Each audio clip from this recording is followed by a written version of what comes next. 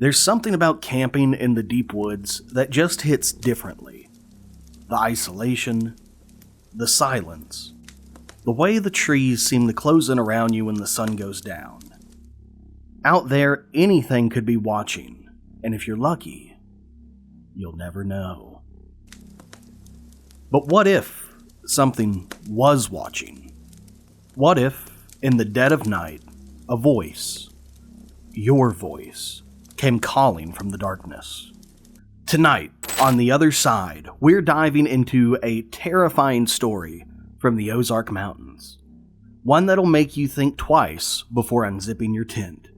But before we get into it, make sure to like this video, subscribe to the channel, and if you're listening on Spotify or Apple Podcasts, drop a 5-star rating and review. It really helps us bring more chilling stories like this to you, and here soon some boots-on-the-ground investigations.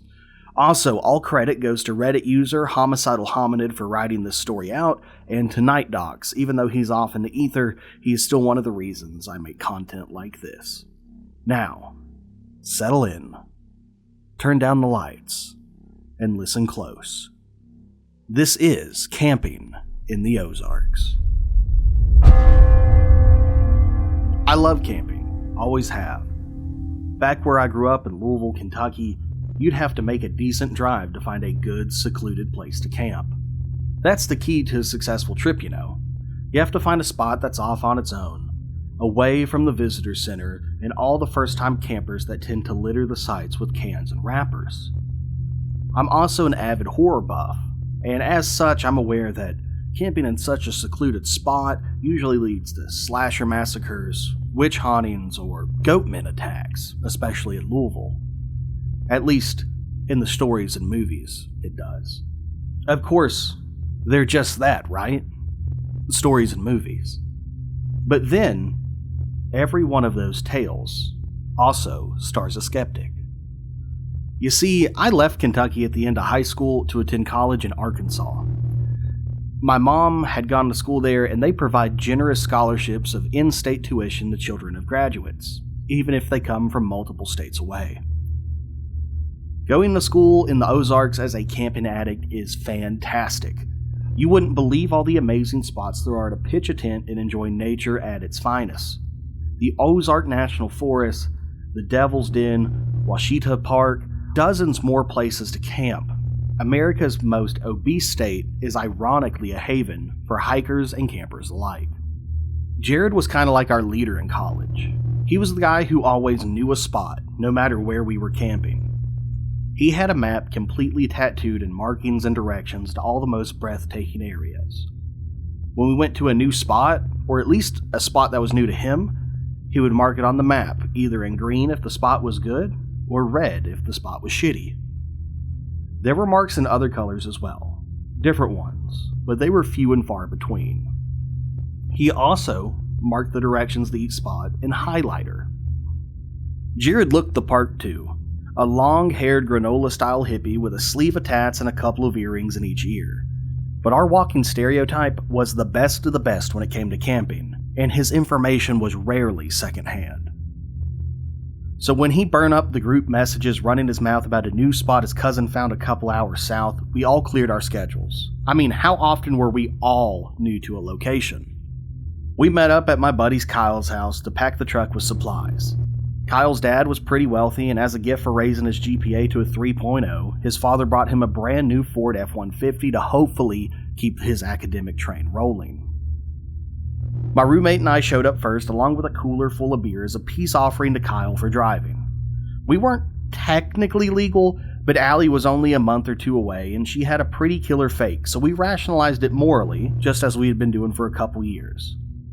Austin was next with his 5 or 6 person tent and a Sam's Club bulk of beef jerky, and Jared arrived last. Just so you know, we abide by general road trip rules in this truck, Kyle barked, sliding into the front seat, bringing the engine to life. So I don't want to hear a single complaint about my music choice. I snorted. New truck, new rules. I vote we make some amendments. Seriously, I'm not listening to fucking trap the whole ride, Austin laughed. You morons have no appreciation for my taste. Eventually, we decided on a rotation and pulled out of his driveway to head to Jared's cousin's place.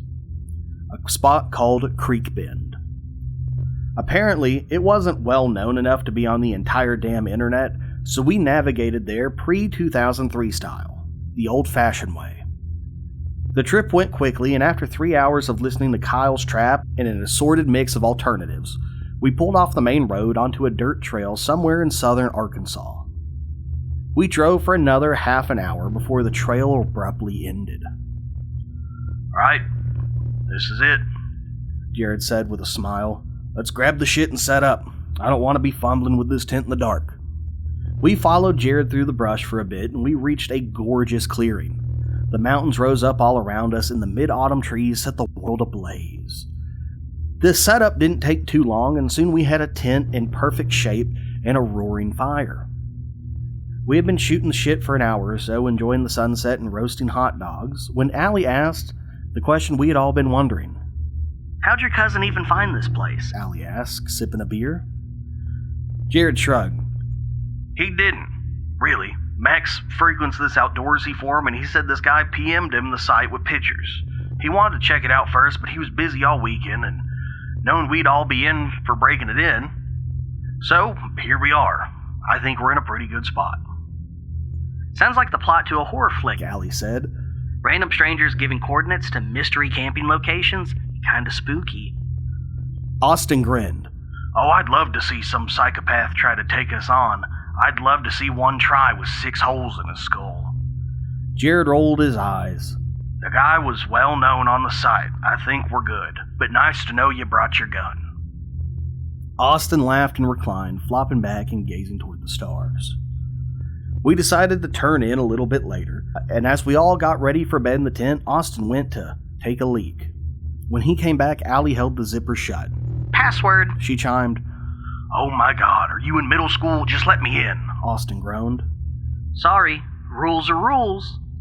Okay, the password is, you're all fucking idiots, let me in, I'm freezing to death. He laughed. Allie giggled and I threw a look to Jared and Kyle. We all thought they had a thing. Nope, that's not it. Try again. We heard Austin shuffle his feet. This is so stupid, he said. Please? Come on in, Allie said with a 6th grade smirk. We all slept together when we camped in the fall or winter since it was usually pretty cold. Plus, it was easier to bring one tent rather than 5. It wasn't ever weird or uncomfortable, and Kyle usually generated so much heat it'd be worth it even if it was weird or uncomfortable. You know that feeling when you wake up and you're not sure why? Like you can't quite place why you woke up? It's as if you were asleep and then suddenly you just weren't. That's how it was for me. Only accompanied by a sense of anxiety. I tossed in my sleeping bag for a moment, but I noticed Austin crouched by the exit of the tent, holding the zipper shut. I screwed my vision around in the darkness. Austin? Shh, he hissed. I crawled over to him and he looked at me, eyebrows raised. I think something's outside the tent. Maybe a bear or something. It woke me up. Should we tell the others? I asked. Nah, He hesitated. I'm not worried. Did the sound wake you up too? I shook my head. Oh, well, it brushed up against the tent by my face, and that's what woke me up. Thought maybe it had jarred you awake too. It sounded pretty big like... He was then interrupted by shuffling outside the tent. Didn't sound big. We looked at each other, and I kicked the others awake. What the fuck, guys? Kyle groaned. Jared shushed him. We all listened again. More shuffling. Closer to the tent this time. Austin had his hand on his bag, ready to grab the gun if it was a bear, which seemed pretty unlikely for Arkansas. We had been camping for years and never seen a bear. Austin squinted through the mesh. Guys, I don't think it's a bear. In response, whatever was outside moved directly in front of the zipper. Its voice was choppy, garbled, and sounded just like Austin. Please,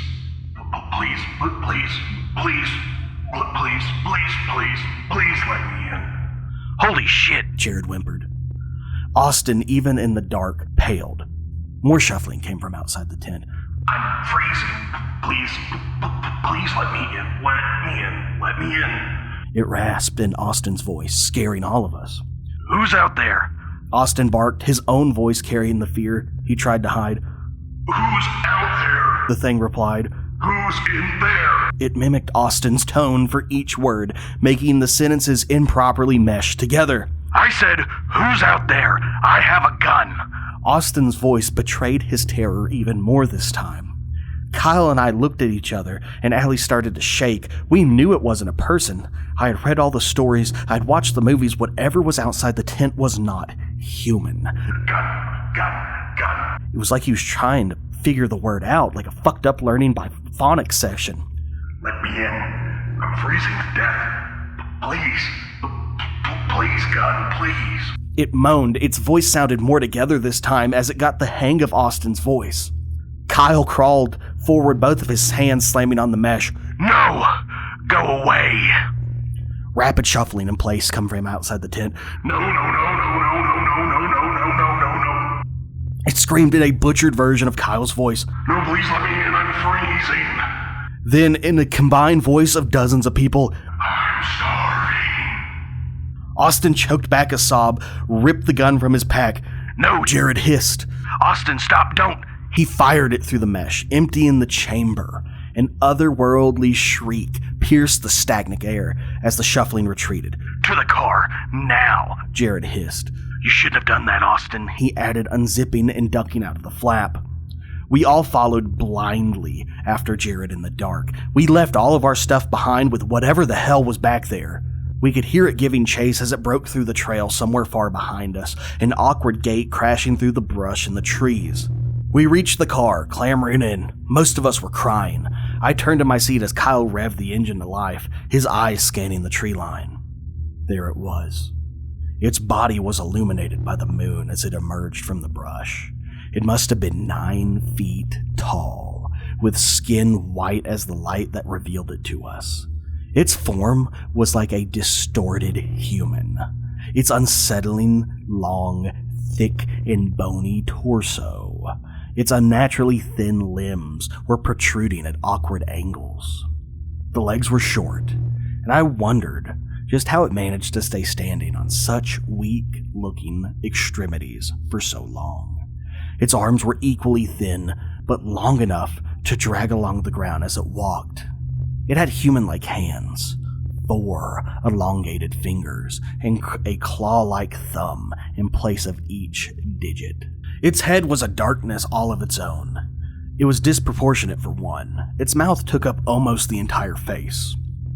It was filled with teeth of various shapes and sizes, and it had no nose. But its eyes glinted, all pupil, in the bright light of the moon. And just under its chin was a large sack. Like a tumor or a blister, it hung nearly to its shoulders, and it pulsed with every shriek and moan it gave. Kyle floored the pedal, and we peeled down the trail. It watched as we flew down the road, completely still, and gave one final scream as we disappeared from sight. We were silent the entire ride home. The only sound was Jared shaking hands as he pulled out the map and he drew a purple X through Creek Bend. Now, I still camp sometimes, but only at the visitors' areas. The 5 of us haven't gone out together since, and I wonder about Jared's map sometimes. There were other markings on it, more than just the red, green, and Creek Bend's purple. Sometimes I wonder what else he's seen, because he was a pretty avid camper. And that's where our story ends.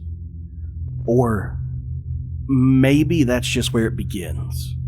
Because if there's one thing I've learned from stories like this, is that the woods don't forget, especially when something out there learns your voice. What do you think really happened that night? Was it an overactive imagination mixed with the isolation of the Ozarks? Or was there something else lurking outside of that tent? Let me know your thoughts in the comments below. I would love to hear your theories. If you enjoyed this story, make sure to hit the like button, subscribe for more eerie tales, and if you're listening on Spotify or Apple Podcasts, leave a 5-star rating and review. Again, it really helps the channel grow and keeps the stories coming. Thank you for tuning into the other side, And until next time, stay safe out there. You never know who or what might be listening.